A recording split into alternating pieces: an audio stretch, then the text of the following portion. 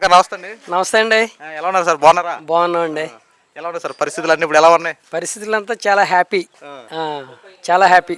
ఇప్పుడు మన ప్రభుత్వం ఏర్పడి మొన్నటితో ఏడాది పూర్తయింది.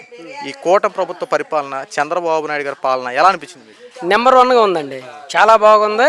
ఈ కూటమి ప్రభుత్వం ఏర్పాటైన సందర్భంగా ఏలూరు ఫైర్ స్టేషన్ సెంటర్లో కేక్ కట్ చేయడం జరిగింది. గౌరవనీయులు చింతమనేని ప్రభాకర్ గారు పిలవకుండా చాలామంది వచ్చారనమాట. పార్టీలకు అతీతంగా వచ్చారు. 3 పార్టీలే కాదు, మామూలు పబ్లిక్ కూడా కావాలని వచ్చారనమాట. సక్సెస్గా ఉంది, నెంబర్ 1గా మంచి విజయవంతంగా పరిగెడుతుంది పార్టీలు.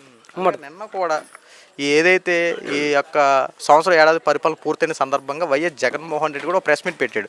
ఆ ప్రెస్ మీట్లో ఈ ఏడాది పరిపాలన అట్టర్ ఫ్లాప్ అయిపోయింది, ఇక రాబోయే రోజుల్లో జగన్మోహన్ రెడ్డి ముఖ్యమంత్రి, ఈసారి 2.0 సినిమా చూపిస్తా, ఏ ఒక్కడిని విడిచిపెట్టనని చెప్పి జగన్మోహన్ రెడ్డి మాట్లాడడం కూడా జరిగింది. ఈసారి జగన్మోహన్ రెడ్డి గెలిచే అవకాశాలు ఉన్నాయంటారు. 2.0 సినిమా చూపిస్తారన్నాడు. ఏంటి అభిప్రాయం? అసలు ఏం లేదండి, అతను కడుక్కుంటే సరిపోద్ది. అతను చేసిన దుర్మార్గాలు అతను కడుక్కుంటే సరిపోద్ది. అతను ఏంటంటే ఫేక్ ప్రచారం అంతే. అంతకు తప్ప ఏంటంటే అసలు ఆ పార్టీలో జనాలు కూడా లేరండి. ఆయన ఏంటంటే ఆయన ఉనికి తేల్చుకుంటానికి జనాలు మర్చిపోతారనేది అనుకుంటమే తప్ప దాంట్లో ఎవరికి న్యాయం జరగలేదు. అసలు వాళ్ళ పార్టీ అటర్ప్లాప్ అయిపోయింది, అది మర్చిపోయారు జనాలు. ఇక అవన్నీ ఉత్తి మాటలు. ఇక జగన్మోహన్ రెడ్డి అనే మాట ఒక్కటి కూడా నిజం లేదు దాంట్లో. ఇప్పుడు చూసుకుంటే స్కూల్స్ రీఓపెన్ అయ్యేలోపు ఇంట్లో ఎంతమంది పిల్లలు చదువుకుంటే అంతమందికి తల్లుల ఖాతాల్లో 15,000 రూపాయలు జమ చేస్తానన్న మాటని ఈరోజు చంద్రబాబు నాయుడు గారు నిలబెట్టుకున్నారు. ఎలా అనిపించింది? నెంబర్ 1గా మా గ్రామం చిన్న గ్రామం అండి. దీంట్లో అంతా సన్నకారు రైతులు ఉన్నారు. ఒక్కొక్కరికి 3-4 పిల్లలు ఉన్నారు. అందరికీ కూడా ఇవాళ యాసకాలం మంచి టైటు. స్కూల్లో జాయిన్ చేశారు కానీ స్కూల్కి ఫీజులు కట్టలేని పరిస్థితి ఏమండి. ప్రతి పనికి వెళ్తాయి, ఈ పనులు కూడా లేవు. ఉపాధి పని హామీ కల్పించారు, ఏదో భుక్తి నడుస్తుంది వాళ్ళకి. ఈ తల్లికి వందనం అన్న పేరు చెప్పిన దాని మీద మంచి నెంబర్ 1గా సంతోషంగా ఉన్నారు. సక్సెస్గా పడింది. 4 పిల్లలకు కూడా పడిన వాళ్ళు ఉన్నారు మా గ్రామంలో. చాలా అందరికీ పడినాయండి, మ్యాక్సిమం పడిపోయినాయి. అది చాలా ఆనందంగా ఉన్నారు. అలాగే ఇప్పుడు చూసుకుంటే 2,000 రూపాయలు మెయింటెనెన్స్ ఛార్జెస్ అని కట్ చేస్తూ ఉన్నారు. అయితే ఈ 2,000 రూపాయల గురించి వైఎస్ జగన్మోహన్ రెడ్డి వాళ్ళు మాట్లాడేదంటే నారా లోకేష్ ఖాతాలోకి డబ్బులు వెళ్ళిపోతున్నాయి అని చెప్పి దుష్ప్రచారాలు చేయడం మొదలుపెట్టారు. ఏంటి సార్? లేదండి, అటువంటిది ఏం లేదు. అంటే స్కూల్ మెయింటెనెన్స్, మేనేజ్మెంట్ మెయింటెనెన్స్ అది సక్రంగా ఉంటే స్కూల్ పిల్లలు వెళ్ళడానికి అవకాశం ఉంటుంది. అంటే ఆ మెయింటెనెన్స్ నిమిత్తం ఏదో పై ఖర్చులకు తప్పది. నారా లోకేష్ గారు కానీ చంద్రబాబు నాయుడు గారు సమాజ సేవకు ఉన్నవాళ్ళు తప్ప ప్రజల సొమ్మును దుర్వినియోగం చేసే మనుషులు అయితే కాదు. అది ఇప్పుడు చూసుకుంటే ఈ మనకి రేషన్ వ్యాన్లు ఉన్నాయి. ఆ రేషన్ వ్యాన్లు రద్దు చేసి చంద్రబాబు నాయుడు గారు రేషన్ షాపులు పెట్టారు. పాత పద్ధతికే శ్రీకారం చుట్టారు. ఎలా అనిపించింది సార్? చాలా నెంబర్ 1 అండి, చాలా అద్భుతం. ఇది చాలా అమోఘం కూడా.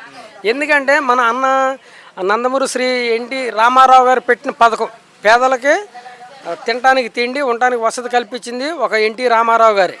దాన్ని మళ్ళీ తప్పుదోవలో పట్టించారు. ఈ వ్యాన్లు పెట్టి 2 రోజులు రేషన్ ఇవ్వటం, ఈ 2 రోజులు రేషన్ ఇవ్వటం. ఈ 2 రోజుల్లో అందరూ మా గ్రామంలో అందరూ పనులకు వెళ్ళిపోయేవాళ్ళు. 100కి దాదాపు 60 మంది దాకా తీసుకునేవాళ్ళు కాదు. అవన్నీ కూడా మిస్మిల్లా మొత్తం స్వాహా చేసేయడం. ఇవాళ 1వ తారీఖు నుంచి 15వ తారీఖు వరకు అమోఘంగా ఇస్తున్నారు. పనికి వెళ్ళిన వాళ్ళు రాత్రిపూట ఆదివారం సెలవు దినాలని కాకుండా ఎప్పుడు వీలుంటే అప్పుడు ఈ 15 రోజులు కూడా తెచ్చుకుంటున్నారు. చాలా అమోఘంగా ఉంది. అందరికీ ఈ అన్నగారు పెట్టిన ఈ రేషన్ బియ్యం అనేది ఖచ్చితంగా అందుతున్నాయి.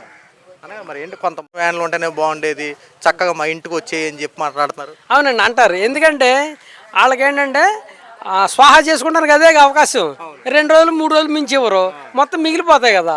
ఈ ధాన్యం బియ్యం అన్నీ కూడా అమ్ముకునేది వాళ్ళే కదా. వాళ్ళు అదే చెప్తారు వాళ్ళు. ఎందుకంటే వాళ్ళకి లాభదాయకంగా ఉంటుంది కనుక చెప్తారు. ఖచ్చితంగా మా వాటిలో జనాలు లేని టైంలో సైరన్ ఏదో అంబులెన్స్ సైరన్ వేసుకుని రావటం, ఒక్క 5 నిమిషాలు సెంటర్ రావటం, వెళ్ళిపోవటం. ఏమంటే 100కి దాదాపు 60-70 మంది మిస్ అయ్యేవాళ్ళు. ఆ బియ్యాన్ని వీళ్ళు స్వాహా చేయడమే. వాళ్ళు అదే చెప్తారు కదండి. ఇవాళ చంద్రబాబు నాయుడు గారు అది రద్దు చేసి మన 1వ తారీఖు నుంచి 15వ తారీఖు ఇవ్వటం అది అద్భుతం అనమాట. ప్రతి పేద రైతుకి, ప్రతి అందరికీ కూడా, ప్రతి కుటుంబానికి కూడా రేషన్ బియ్యం అనేది అందుతున్నాయి. 100% పర్ఫెక్ట్. అనగా ఇప్పుడు చూసుకుంటే ఈ చంద్రబాబు నాయుడు అధికారంలోకి వచ్చిన తర్వాత ఒక్కొక్క పథకాన్ని అవలంబిస్తూ ఉన్నారు. రీసెంట్గా తల్లికి వందనం కూడా ఇచ్చేసారు. ఇప్పుడు వైఎస్ఆర్సీపీ పార్టీ వాళ్ళకి బురద చల్లడానికి వేరే మార్గం ఇవ్వలేదు. నిన్నటి వరకు దాని మీద బురద చల్లారు, ఇప్పుడు అది కూడా ఇచ్చేసారు. నెక్స్ట్ వాళ్ళ పరిస్థితి ఎలా ఉంటుంది అంటారు? వాళ్ళు జుట్టు పీక్ ఉంటాయండి, జుట్టు పీక్ ఉంటాయి. మొన్నటి వరకు ఏం చేశారంటే సూపర్ 6 అన్నారు బాబు. అన్నీ చంద్రబాబు నాయుడు గారు మాటలన్నీ ఉత్తిదే, అన్నీ వేస్ట్ మాటలన్నారు.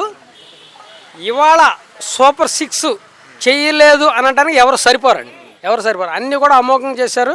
రేపు ఆడవాళ్ళకు కూడా 21నేమో రైతులకేమో అన్నదాత సుఖీభావ రైతులు ప్రతి రైతులకి పడుతుంది. ఇంకోటి ఏంటంటే ఆడవాళ్ళు కూడా బస్సు ఫ్రీ కూడా చేస్తారు. అన్న దాంట్లో మాట నిలబెట్టుకుంటంలో టీడీపీ క్యాడర్ నెంబర్ 1. దాంట్లో చంద్రబాబు నాయుడు గారు అమోఘం అద్భుతం ముందు ప్లానింగ్లో ఉంటారు ఆయన. అది రైతుల కోసం మీరు రైతుల కోసం అన్నదాత సుఖీభావ కింద 20,000 ఇవ్వడానికి రంగం సిద్ధం చేశారు. ఇది కనుక పూర్తయితే ఇక చంద్రబాబు నాయుడు గారు టాప్ మోస్ట్ లీడర్ అనిపించుకోవడంలో టాప్ మోస్ట్ లీడర్ అండి ఆయన. పవర్ఫుల్ టాప్ మోస్ట్ లీడరు ఆయన. సీఎంగా ఉండటం మన ఆంధ్ర రాష్ట్ర అదృష్టం, దాంట్లో డౌటే లేదు. అందరూ అదృష్టం అనమాట. లేకపోతే మరో బీహార్లా చేసేవాళ్ళు అండి వీళ్ళు. చదువుకునే పిల్లల మీద, మామూలు గ్రామ పెద్దల మీద, అందరి మీద కేసులే. ఈ ఊరే కాదు, ప్రతి గ్రామంలో కూడా వైసీపీ వాళ్ళు కేసులు పెట్టి ఉన్నా తప్ప ఊరిని ఉద్ధరించింది లేదు. ఏమంటే ఇప్పుడు ఈ ప్రభుత్వం అమోఘం అద్భుతం. చంద్రబాబు నాయుడు గారు సీఎంగా ఉంటాం, ప్రధాని మన మోదీ గారు ఉంటాం, మన యూత్ స్టార్ పవన్ కళ్యాణ్ గారు ఉంటాం. మన ఆంధ్ర రాష్ట్ర అదృష్టం ఇలాగే కొనసాగాలని 100% కూడా ఇలాగే కొనసాగాలని మనస్ఫూర్తిగా కోరుకుంటున్నాం. ఇలాగే కొనసాగుద్ది. ఈ ప్రభుత్వమే ఉమ్మడి కూటమి ప్రభుత్వం నెంబర్ 1గా నడుస్తుంది. ఈ సంవత్సరం పరిపాలనకి చంద్రబాబు నాయుడు గారికి 100కి ఎన్ని మార్కులు వేస్తారు? 100కి 100% వేసేయచ్చండి, డౌట్ లేదు. పార్టీలకు అతీతంగా మాట్లాడుతున్నాం. ఆయన హై విజన్, సూపర్ పవర్ మనిషి అనమాట ఆయన. అట్టాటి మేధావులు ఉండటం మన అదృష్టం. 100కు 100 మార్కులు వేసేయచ్చు, దాంట్లో డౌట్ లేదు.